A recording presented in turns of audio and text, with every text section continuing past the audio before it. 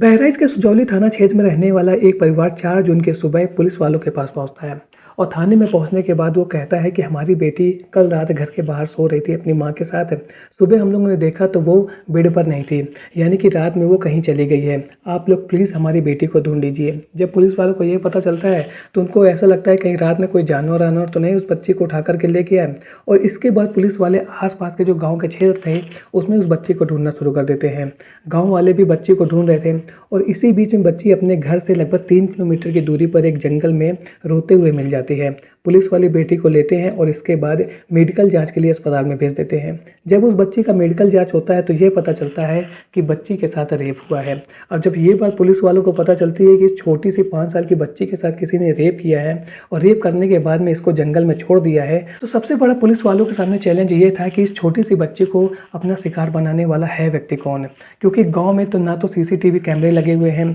और ना ही जब पुलिस वालों ने उस परिवार से बातचीत की कि आप लोगों को किसी के ऊपर शक है या आपने किसी को देखा है, तो घर वालों ने यही कहा कि हम लोग तो गहरी नींद में सो रहे थे, अचानक से बच्ची गायब हो गई है। हमें जब सुबह पता चला तो हम थाने पर आकर के पहुंच गए और कंप्लेन लिखा है कि हमारी बच्ची रात से गायब हो गई है। तो इसके बाद पुलिस वालों के सामने यह एक बिल्कुल ही ब्लाइंड केस था और पुलिस वालों को यह बिल्कुल भी नहीं मालूम था कि इस 5 साल की छोटी बच्ची के साथ इतना घिनौना अपराध किसने किया है। अब ये घटना 3 जून को हुई थी और इसी बीच में 25 जून को सेम ऐसी घटना हो जाती है जब परिवार वाले 26 जून की सुबह पहुंचते हैं और पुलिस वालों से कहते हैं कि हमारी बेटी भी घर से गायब हो गई है। पुलिस वाले उस बच्ची को ढूंढते हैं और वो भी बच्ची जंगल से मिल जाती है और ऐसी घटना फिर 28 जून को होती है और फिर 3 जुलाई को होती है। अभी तक पुलिस वाले 3 जून की घटना को अंजाम देने वाले अपराधी को नहीं पकड़ पाए थे कि उसके बाद 25 जून, 28 जून और 3 जुलाई को लगातार एक ही पैटर्न को फॉलो करते हुए 4 घटनाएं हो चुकी थी। यानी कि 3 जून की घटना को अभी पुलिस वाले सॉल्व ही नहीं कर पाए थे कि 25 जून को, उसके बाद 28 जून को, फिर 3 जुलाई को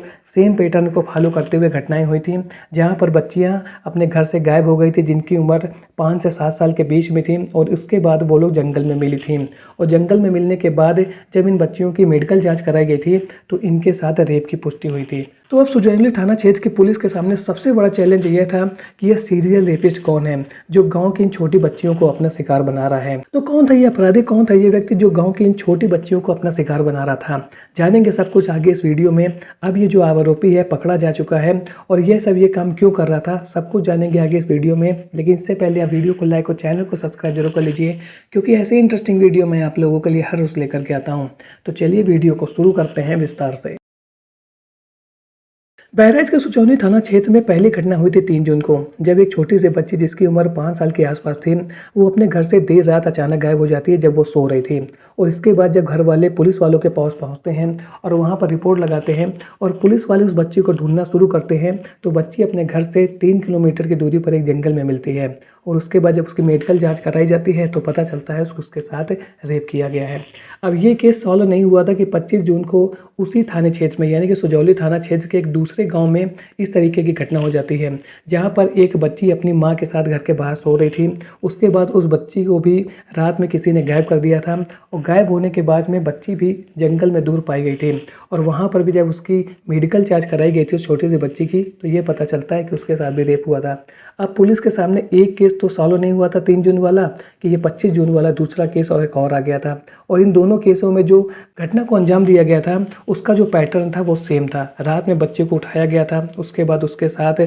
गलत काम किया गया था और उसके बाद उसको जंगल में छोड़ दिया गया था। इन दोनों ही घटनाओं में बच्ची को मारा नहीं गया था, यानी कि पुलिस वालों को ऐसा लग रहा था कि ये दोनों ही कांड जिसने किए हैं वो व्यक्ति एक ही है। पुलिस वाले 3 जून और 25 जून के केस को सॉल्व करने की कोशिश कर रही थी कि इसी बीच में उसी यानी कि सुजौली थाना क्षेत्र के एक तीसरे गांव में एक बच्ची अपनी बहनों के साथ घर के बाहर सो रही थी और वह रात को उसी तरीके से जैसे पहले बच्चियां गायब हुई हैं वो गायब हो जाती है और उसके बाद में सुबह वो जंगल में मिलती है और जब उसकी मेडिकल जाँच कराई जाती है तो उस बच्ची के साथ भी रेप की पुष्टि होती है। अब एक केस, 2 केस, अब 3 केस हो चुके थे और तीनों केसेस में जो आरोपी था वो पुलिस वालों को यही लग रहा था कि एक ही है क्योंकि ये जो गलत काम करने का तरीका था उन तीनों में एक ही तरीके से किया गया था कि बच्ची को रात में अगवा किया गया था। अगवा करने के बाद में उसके साथ गलत काम किया गया था और जंगल में उसको छोड़ दिया गया था और बच्चियों को मारा नहीं गया था। यानी कि अब पुलिस वालों को लग रहा था कि हो ना हो आरोपी एक ही व्यक्ति है। 28 जून को ऐसा ही केस होने के बाद 3 जुलाई को फिर से उसी गांव में यानी कि सुजौली थाना क्षेत्र के एक चौथे गांव में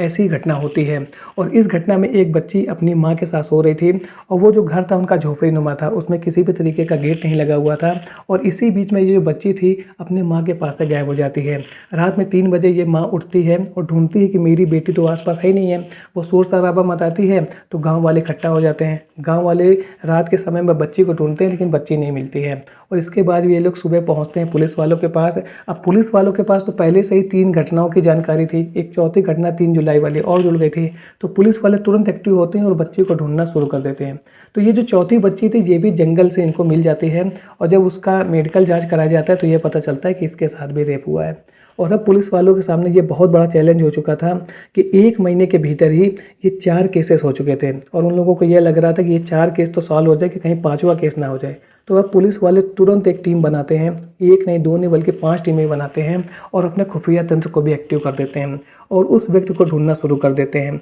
अब पुलिस वालों के सामने सबसे बड़ा चैलेंज ये था कि इस व्यक्ति को केवल उन बच्चियों ने देखा था जिनके साथ गलत काम हुआ था। तो सबसे पहले पुलिस वाले इन बच्चियों को थाने में बुलाते हैं। अब ये जो बच्चियां थीं वो सब 5 से 7 साल के बीच में थी, तो उनके द्वारा उसके बारे में कुछ बिल्कुल सही तरीके से बता पाना बहुत ज़्यादा मुश्किल हो जाता है क्योंकि बच्चियां पहले से डरी हुई थी। लेकिन बच्चियां हिम्मत करती हैं और चारों बेटियां जो हैं वो बताती हैं कि वो व्यक्ति कैसा दिखता है। बच्चियां बताती हैं कि जो व्यक्ति है वो ब्लैक कलर की जीन्स बैगनी कलर की टी शर्ट पहने हुए हैं, साथ ही साथ उसका चेहरा लंबा है और उसकी हल्की हल्की सी दाढ़ी भी है और उसका जो रंग है वो सांवले रंग का है। जब ये बात मोटी मोटी पता चलती है पुलिस वालों को तो वो अपना खुफिया तंत्र एक्टिव कर देते हैं और इसके बाद जब उनका खुफिया तंत्र एक्टिव हो जाता है तो कुछ समय के बाद में जो उनके मुखबिर होते हैं वो सूचना देते हैं कि गाँव के पास में ही एक व्यक्ति है जिसका नाम है अविनाश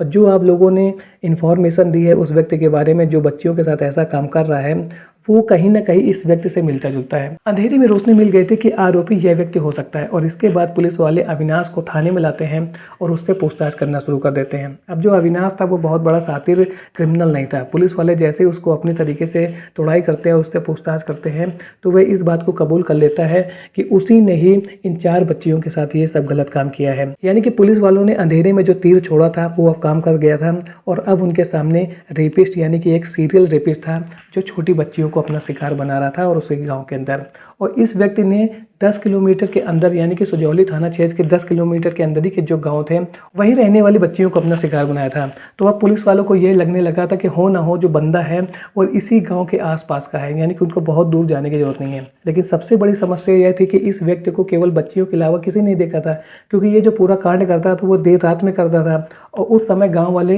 गहरी नींद में सोए हुए होते थे जिसकी वजह से उन लोगों को पता ही नहीं चलता था कि कौन आया कौन चला गया। और बच्चियाँ इतनी छोटी थीं कि उनसे इस बात की बिल्कुल 100% जानकारी पा पाना कि वो किसके साथ गए थे, उनके साथ क्या किया है, वो कैसा दिखता था, यानी कि 100% वो बिल्कुल करेक्ट इन्फॉर्मेशन दे दें क्योंकि वो छोटी बच्चियाँ हैं, ये बिल्कुल पॉसिबल नहीं है। लेकिन यहाँ पर इन छोटी बच्चियों ने कमाल कर दिया था और इन्होंने जो इन्फॉर्मेशन पुलिस वालों को दी थी वो रंग लाई थी और अब पुलिस वालों ने इस आरोपी को गिरफ्तार कर लिया था। इसके बाद पुलिस वाले इस व्यक्ति अविनाश से पूछताछ करते हैं तो अविनाश पुलिस वालों को यह बताता है कि ये गाँव के आसपास रेकी करता था, या एक गाँव से दूसरे गाँव, दूसरे गाँव से तीसरे गाँव जाता था और इस बात को चेक करता था कि कहाँ पर लोग अपने घर के बाहर सो रहे हैं। जब अविनाश को इस बात का अंदाजा हो जाता था कि इस गाँव में जो लोग हैं अपने घर के बाहर सोते हैं तो ये देर रात वहाँ पर अपनी साइकिल से पहुँचता था और इसके बाद घर के बाहर सोई हुई छोटी बच्चियों को जगाता था और उसके बाद उनको चॉकलेट, टॉफ़ी, नमकीन खिलाने का वादा करके अपने साथ ले जाता था और साइकिल में बिठा करके जंगल में पहुंचता था जहां पर उनके साथ गलत काम करता था। फिर उसके बाद उनके साथ फ़ोटो भी क्लिक करता था, वीडियो भी बनाता था और फिर उनको वहाँ पर छोड़ करके वहाँ से फरार हो जाता था। जब पुलिस वालों को ये बात पता चलती है तो वो इसकी एक बार फिर से तोड़ाई करते हैं। तो ये आगे पुलिस वालों को ये बताता है कि ये घर से ही चॉकलेट, टॉफ़ी, नमकीन ये सब लेकर के चलता था। फिर दिन में रेकी करने के बाद उस गांव में पहुंचता था जहां पर लोग अपने घर से बाहर सोए हुए थे और फिर इन बच्चियों को जगाता था। जगाने के बाद उनको टॉफ़ी, बिस्कुट, चॉकलेट ये सब देने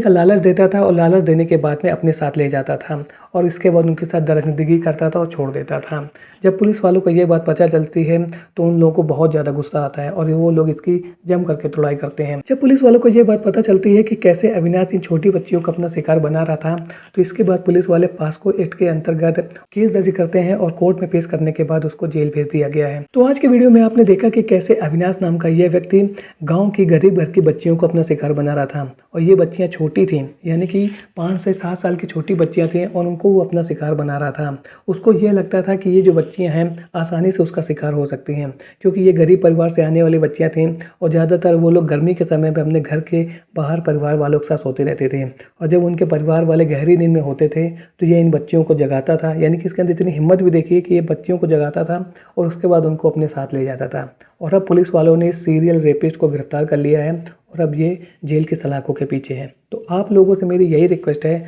कि जब भी आप लोग घर के बाहर सो रहे हैं या इस तरीके से आपका प्लान है कि गर्मी बहुत ज़्यादा हो रही है और बाहर सोने का प्लान बना रहे हैं, तो सबसे पहले जो छोटे बच्चे हैं उनका बहुत ज़्यादा ध्यान रखिए, क्योंकि इस तरीके की घटनाएं होती रहती हैं। यदि कोई व्यक्ति भी नहीं जगा रहा है तो हो सकता है कि जंगली जानवर रात के समय में घूमते रहते हैं और ये जंगली जानवर इतने शातिर होते हैं कि ये बहुत ही आसानी से छोटे बच्चों को परिवार के बीच से बाहर निकाल करके ले जाते हैं और उनके साथ फिर गलत काम कर देते हैं। तो आप लोगों से मेरी यही रिक्वेस्ट है कि जब भी आप लोग घर के बाहर सोने का प्लान बना रहे हैं तो छोटे बच्चों को यदि आप अपने साथ सुला रहे हैं तो उनका बहुत ज़्यादा ध्यान रखिए। इस बात का जरूर ध्यान रखिए कि यदि आपके आसपास कोई आता है तो एटलीस्ट आपकी नींद खुल जाए और आप अपने बच्चे को सेव कर सकें। आज का वीडियो आपको कैसा लगा कमेंट सेक्शन में ज़रूर बताएं। मिलता हूँ ऐसे एक और नए इंटरेस्टिंग वीडियो में, तब तक के लिए थैंक्स फॉर वॉचिंग।